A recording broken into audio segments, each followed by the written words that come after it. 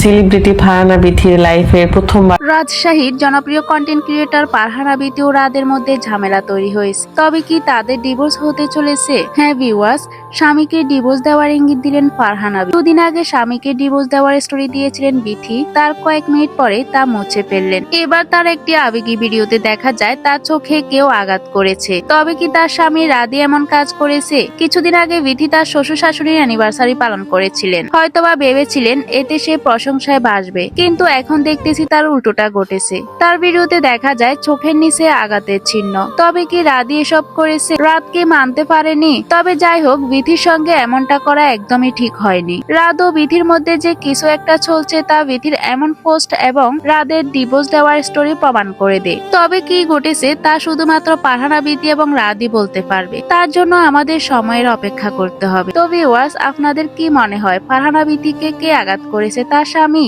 এছাড়া কেনই বা স্টোরিতে রাতকে ডিভোর্স দিতে চাইলেন ফারহানা বিথি? কমেন্ট করে জানাতে ভুলবেন না।